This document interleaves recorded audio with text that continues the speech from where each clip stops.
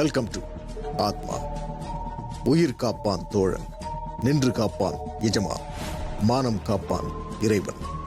ஆனந்தியின் தங்கைக்கு பண உதவி செய்தவனை என்னவென்று சொல்வது? பிறந்த நாள் வாழ்த்து சொன்னவனுக்கும் உதவி செய்தவனுக்கும் என்ன செய்தால் தகும்? இறுகிய ஆனந்தியின் மனம் கனிகிறது. அந்நியனாக முதலாளி தெரிந்தாலும் முதன்முறையாக சந்தோஷத்தில் புன்னகைக்கிறாள் ஆனந்தி. விதியின் விளையாட்டை அறியாமல். வாருங்கள் பார்க்கலாம். நீங்க உள்ள வரும்போதே நான் விஷ் பண்ணிருப்பேன். அப்போ உங்க முகத்துல சந்தோஷம் இல்லை, ஆனா இப்ப இருக்கு. Happy returns of the day. Thank you sir.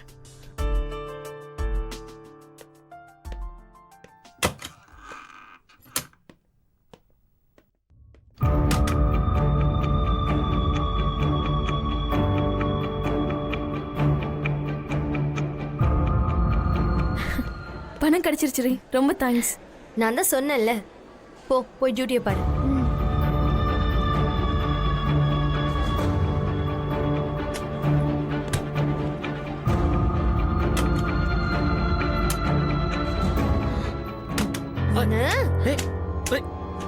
எல்லாருக்கும் எல்லா உரிமையும் இருக்கா? நான் வெளியில போணுமா? என்னை விட யாருக்குடா இங்க அதிக உரிமை இருக்கு? நான் சொல்றத கேளு. யாருக்கும் தெரியாம உதவி செய்யணும், அவங்களுக்கே தெரியாம அதை எல்லார்கிட்டையும் சொல்லி காட்டணும். அப்பதான் நம்ம நினைச்சதை சாதிக்க முடியும். இதத்தான் எங்க அப்பா எனக்கு சொல்லி கொடுத்த பாடம். இந்த மாதிரி ஒன்னும் அவளை நினைக்காத. அவ ரொம்ப ரஃப் அண்ட் டஃப். நேத்து நீ அவ்வளவு மெனக்கிட்ட ஹெலிகாப்டர்ல கிஃப்ட் எல்லாம் வச்சு அனுப்புன, ஆனா அவகிட்ட இருந்து ஒரு ரியாக்ஷனும் இல்ல. இந்தா நீ கொடுத்த கிஃப்ட் பூமரங் மாதிரி உன்கிட்டே திரும்பி வந்துருச்சு. கண்டிப்பா நான் நினைச்சது நடக்கும். அது வரைக்கும் அவளை நான் விட மாட்டேன். ஆமா, என்கிட்ட முதல்ல பேசும்போது எனக்கு ஐஸ்கிரீம் தான் வாங்கி கொடுத்த, ஆனா அவளுக்கு மட்டும் 18,000 ரூபாய்ல செல்போனும், அதுவும் ஹெலிகாப்டர்ல டெலிவரி. ஏ லூசு, நீ என்ன இங்க ஸ்டாஃப் மாதிரியா இருக்க? ஆனந்திங்கிற ப்ராஜெக்ட மட்டும் நீ ஒர்க் அவுட் பண்ணு, அதுக்கப்புறம் பாரு உன் லெவலே வேற மாதிரி இருக்கும். ஆமா, இப்படி சொல்லி சொல்லி என்னை ஏமாத்து.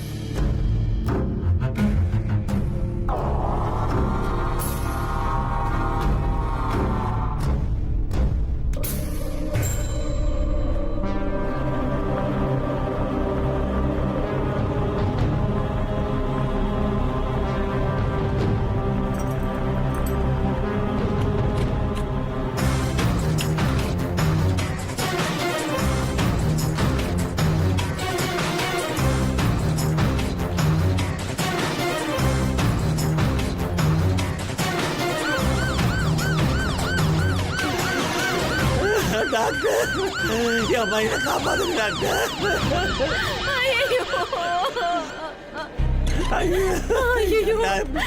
என் புள்ள இப்படி பண்ணிக்கிட்டானே. என் பையனை காப்பாத்துங்க டாக்டர். என் பையனை காப்பாத்துங்க.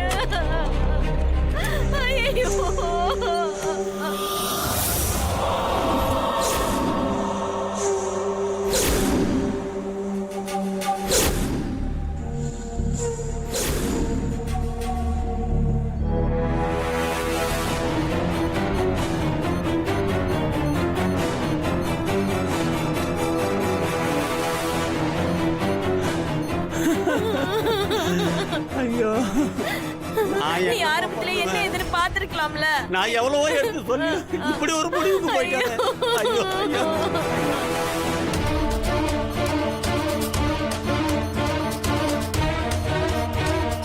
ஆரம்பத்திலேயே நீ கண்டிச்சு வச்சிருக்கலாம்ல. ஐயோ, இப்படி ஆகும் நான் நினைக்கவே இல்லையே. அவன் இப்படி ஒரு நிலைமைக்கு நம்மளை கொண்டு வந்து நிறுத்தி விட்டானே. என்ன பண்றது? என்ன பண்றது?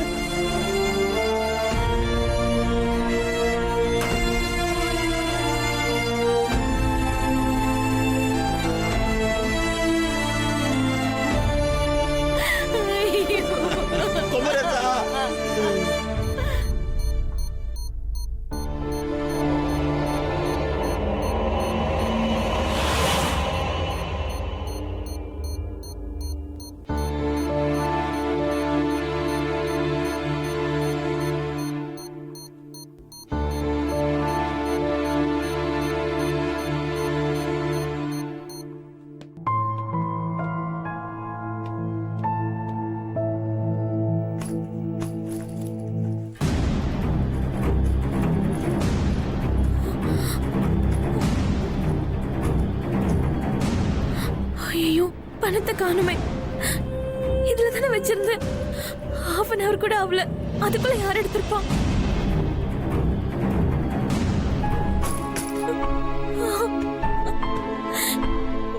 இந்த பணத்தை நம்பிதானே மேகலாவோட படிப்பு இருக்கு. இந்த பணம் காணாம போனது வீட்லயும் சொல்ல முடியாது. அதே நேரத்துல காலேஜ் ஃபீஸும் கட்டி ஆகணுமே. இப்ப எனக்கு என்ன பண்றதுனே தெரியலையே. கடவுளே.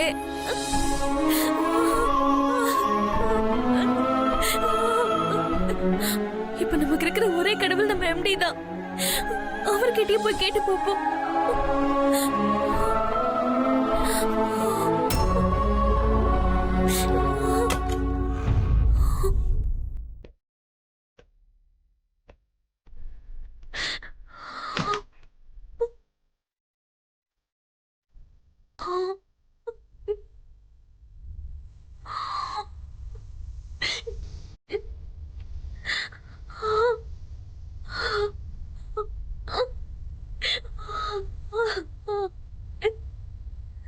என்ன?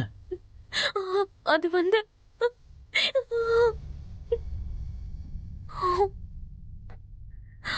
உங்ககிட்ட அட்வான்ஸ் வாங்கின பணத்தை பேக்ல வச்சிருந்தேன் சார். அது இப்ப காணோம் சார். வாட்? பணத்தை காணோமா? ஆமா சார், ஒரு அரை மணி நேரம் தான் இருக்கும். எப்படி காணாம போச்சுன்னு தெரியல சார். யாரோ என்ன ஃபாலோ பண்ணி அதை எடுத்திருக்காங்க சார். இப்ப என்ன பண்றதுனே தெரியல சார். ஏய், யாரோ ஃபாலோ பண்ணி எடுத்தாங்களா? என்ன உளர்ற? அப்படின்னா இங்க வேலை செய்யறவங்களா திருடுறதுக்குன்னு வராங்கன்னு நினைக்கிறியா? இத பாரு ஆனந்தி, நீங்க வேலைக்கு சேர்ந்து 6 மாசம் தான் ஆச்சு. அதுக்குள்ள 4 மாசம் சம்பளத்தை அட்வான்ஸா கொடுத்துருக்க. எதுக்கு? உன் தங்கச்சி படிப்பு விஷயம்னு சொன்னதுனாலதான். எனக்கு இருக்கிற அக்கறை கூட உனக்கு இல்லாம இப்படி பணத்தை தொலைச்சிட்டு வந்து நிக்கிறியே.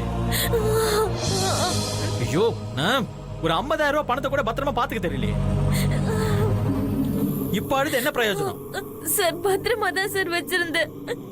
நம்ம ஸ்டாஃப்ஸ் தவிர வேற யாரும் எடுக்க வாய்ப்பு இல்லை சார். எனக்கு ஒரு உதவி பண்ணுங்க சார். எல்லாரையும் கூப்பிட்டு விசாரிங்க சார். கண்டிப்பா என் பணம் கிடைக்கும் சார். என்னது? எல்லாரையும் கூப்பிட்டு விசாரிக்கணும்? ஆமா சார். லுக் ஆனந்தி,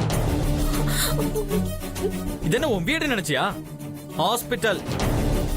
இங்க எத்தனை பேர் வேலை செய்யறாங்கன்னு உனக்கே தெரியும்ல. உன் ஒருத்திக்காக இங்க எல்லாரையும் கூப்பிட்டு அசிங்கப்படுத்த சொல்றியா? இந்த ஹாஸ்பிட்டலுக்குன்னு ஒரு பேரு இருக்கு, அதை கெடுத்துறாத. போ போய் இன்னொரு தடவை நல்லா தேடிப்பார். அதான் போன்னு சொல்லிட்டேன்ல. உன் கஷ்டங்களை புரிஞ்சுக்கிட்டு உனக்கெல்லாம் ஹெல்ப் பண்ண நினைச்ச பாரு. என்ன சொல்லணும்?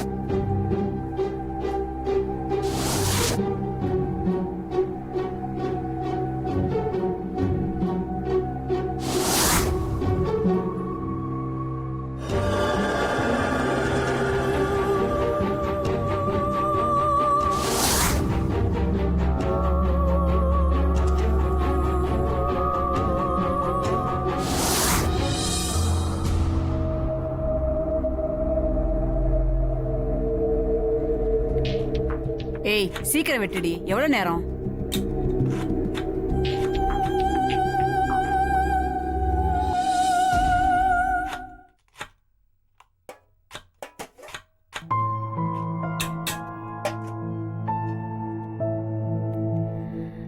அக்கா பணம் ரெடி பண்ணிட்டியா? ஆ ரெடி பண்ணிட்டேன்.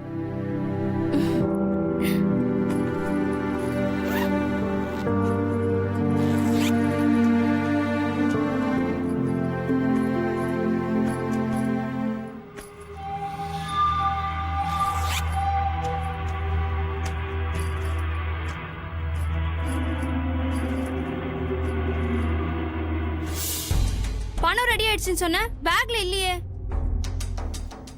அக்கா பணம் இதுல இல்லையே. ஏண்டி கத்துற?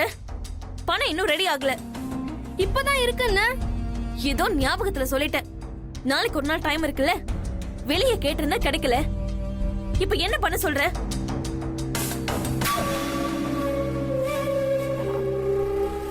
பதினஞ்சு நாளா இதே தான் சொல்லிட்டு இருக்க.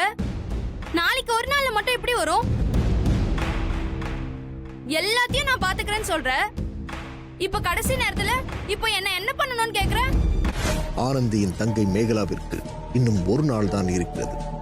கல்லூரிக்கு பணம் கட்டவில்லை என்றால் தன் வாழ்க்கை பாழாகிவிடுமோ என்ற பயம். ஆனால் அக்கா ஆனந்தி பணத்தை கொண்டு வருவாள் என்ற நம்பிக்கை இருந்தது. ஆனால் இங்கு நடந்ததோ வேறு. தொலைத்த பணத்தை இனி எங்கே தேடப் போகிறாள்? ஒருவேளை கைபேசி கொடுத்த கள்வன்தான் பணத்தை எடுத்திருப்பானா? அப்படி என்றால் ஆனந்தியின் கணிப்பு சரிதானா?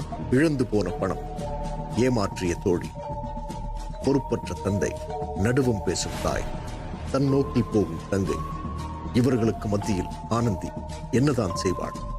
போராடி பார்க்கிறாள். இவளது போராட்டம் எதுவரை நீடிக்கும் பார்க்கலாம். மேகலா பேசாம இருக்க மாட்டேன். சும்மா இருமா. நான் அப்பவே சொன்னேன் படிப்பு போதும், நான் வேலைக்கு போறேன்னு. இவதான் ஒத்துக்காம நான் படிச்சே ஆகணும்னு பிடிவாதம் பிடிச்சா. ஆனா இப்போ ஏண்டி பேச மாட்ட? நீ பெரிய மனுஷி ஆயிட்டல. எல்லா தப்பும் என்னோடதுதான்.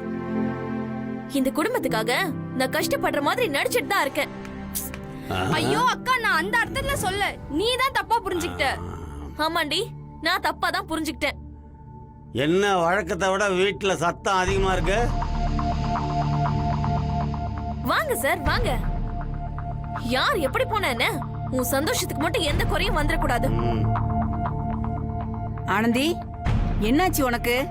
எப்பவும் இந்த மாதிரி நீ பேச மாட்டியே, அமைதியா இரு. பேசாம அமைதியா இருந்திருந்ததா நான் இந்த நிலைமைக்கு ஆளாயிட்டேன். இதோ இவர் சரியா இருந்தா எதுக்கு இவ்ளோ பிரச்சனை வருது? உங்க பிரச்சனைல எதுக்கு என்ன எழுதுறீங்க? எங்க பிரச்சனை இல்ல, இது உன் பிரச்சனை. உனக்கு பொறுப்புன்னு ஒண்ணு இருந்தா நாங்க இவ்ளோ கஷ்டப்படுறோம். ஏய், என்னடி வர வர மரியாதை இல்லாம பேச ஆரம்பிச்சிட்ட? இந்த குடும்பத்தை தலையில தூக்கி வச்சிருக்க நினைப்போ? சம்பாதிக்கிற திமிரு வந்துருச்சா உனக்கு? ஆமா, சம்பாதிக்கிற திமிர் தான். அப்படிதான் பேசுவேன். ஒன்னால முடியல, பேசாம இரு. ஏய்,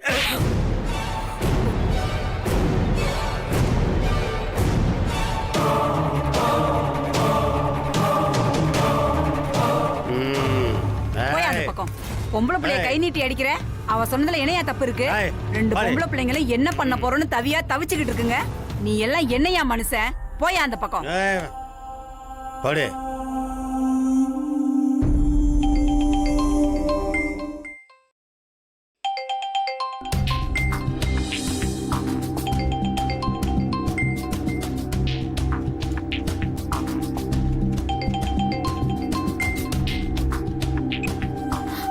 சொல்லுடி. அப்புறம் என்னாச்சு? தொலைஞ்சு போன பணம் கிடைச்சதா இல்லையா? கிடைக்கல. என்ன பண்றதுனே தெரியல. மேகலா வர தேவையில்லாம திட்டிட்டேன். யாருமே புரிஞ்சுக்க மாட்டேங்கிறாங்க. கோவப்படாத. நான் வேணும்னா ஒரு யோசனை சொல்லட்டா? என்ன? நான் என்னோட ஜுவல்ஸ் தரேன், அதை வேணா அடகு வச்சு ஃபீஸ் கட்டிடு. அப்புறமா வாங்கி கொடு. என்னடி யோசிக்கிறியா? இல்ல, உனக்கு எதுக்கு தேவையில்லாத சிரமம்? இதுல என்னடி சிரமம் இருக்கு? உன்னால முடியும் போது வாங்கி கொடு. சரிடி, தேங்க்ஸ். இங்க பார் 9 மணி வரைக்கும் தான் கடை இருக்கும். இப்போ வந்தா கூட பணத்தை ரெடி பண்ணிடலாம். சரி உடனே வரேன். ஓகே, அட்ரஸை நான் மெசேஜ் பண்றேன். ம் சரிடி.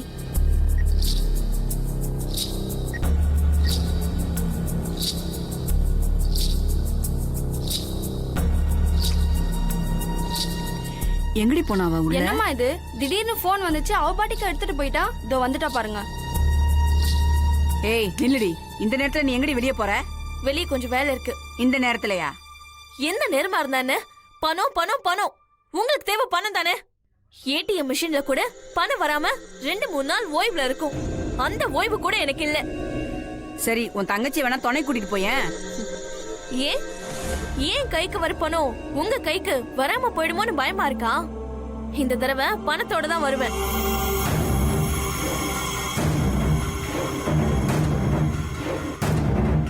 தொலைந்து போன பணத்திற்கு பிரதிகடனாக வினிதா வேறு ஒரு பாதையை காட்டுகிறாள். ஆனந்தியின் பணத்தை கொள்ளை கொண்டு அவளுக்கே கடன் கொடுக்க முடிவு செய்கிறாள். பேதை ஆனந்தி என்ன செய்வாள்? உதவிக்கரம் நீட்டுபவள் தோழியாக இருந்தாலும் துரோகியாக இருந்தாலும் நம்பித்தான் ஆக வேண்டும். இதுதான் ஆனந்தியின் சூழ்நிலை. நம்புகிறாள். வரச் சொன்ன இடத்திற்கு போகிறாள். அங்கு ஆனந்திக்கான தீர்வு கிடைக்குமா? வினிதாவின் திட்டத்தால் ஆனந்திக்கு இரட்டை கடன். முதலாளியிடம் வாங்கிய பணம், வினிதாவிடம் வாங்கப் போகும் பணம். வினிதாவின் நோக்கம் ஆனந்திக்கு வேறு விதமான சூழலை ஏற்படுத்தப் போவது என்பதை ஆனந்தி அறியவில்லை. வினிதாவின் கணக்கு வேறாக இருக்கையில் ஆனந்தியின் கணக்கு வேறாக இருக்கிறது. பாவம் ஆனந்தி இன்னும் காலத்தின் கணக்கை அறியாமல் இருக்கிறார். பார்ப்போம்.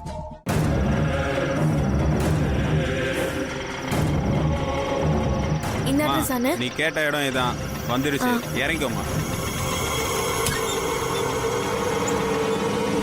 இந்தாங்க. தேங்க்ஸ்மா. ம்.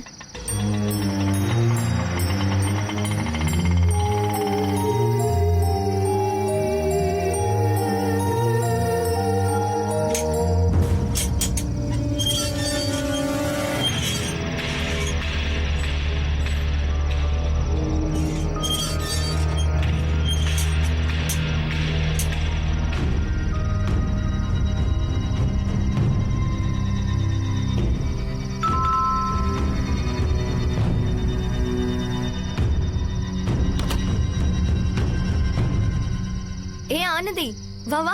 ஃபர்ஸ்ட் டைம் எங்க வீட்டுக்கு வரல, உள்ள வா.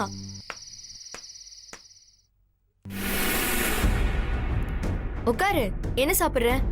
அதெல்லாம் ஒண்ணு வேணாண்டி.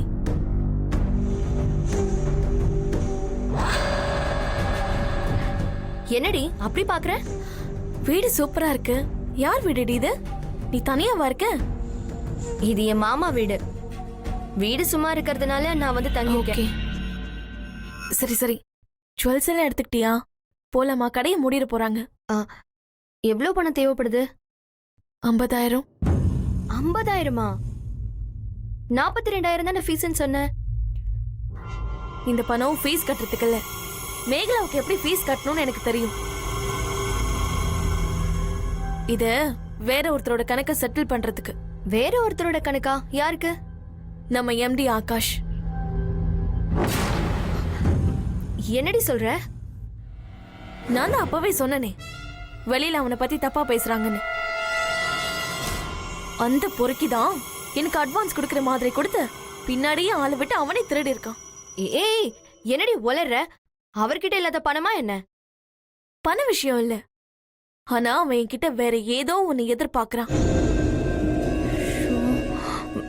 அது மட்டும் இல்ல, அன்னைக்கு ஹெலிகாப்டர் பொம்மையில கிஃப்ட் அனுப்புனதும் அவன்தான். பணமோ இல்ல பொருளோ இல்ல, வேற ஏதோ ஒரு விஷயத்துல அவனுக்கு அடிமை என்ன சிக்க வைக்க பாக்குறான். எப்படி சொல்ற? அதே ஹெலிகாப்டர் பொம்மைய அவன் கேபின்ல நான் பார்த்தேன். அப்பதான் அவனோட பித்தலாட்ட வேலையை நான் புரிஞ்சுக்கிட்டேன். அவன் நினைக்கிற மாதிரி பொண்ணு நான் இல்லைங்கிறத நாளைக்கு அவனுக்கு புரிய வைக்கிறேன். சரி சரி, வா, கடையை மூடிட்டு போறாங்க.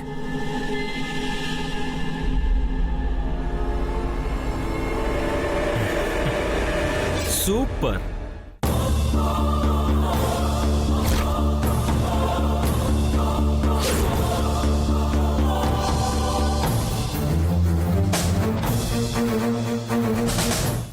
ஒருவனை உருவாக்குவது அவனது சுற்றமும் நட்பும் மட்டும்தான். சூழ்நிலை சரியாக அமையாமல் போனால் அவனால் நேர்கோட்டில் பயணிக்க முடியுமா? ஆனந்திக்கு சரியில்லாத தகப்பன், எல்லோருக்கும் வக்காலத்து வாங்கும் தாய், தன் போக்கில் வாழும் தங்கை, சூழ்ச்சி வலை பின்னும் தோழி, நயவஞ்சக கல்வனாய் முதலாளி, சிக்கிக் கொண்டால் சிலந்தி வலையில் ஆனந்தி. இந்த சிலந்தி வலையில் இருந்து எப்படி விடுபடப் போகிறாள் ஆனந்தி? நாளை பார்க்கலாம். இது ஆத்மா.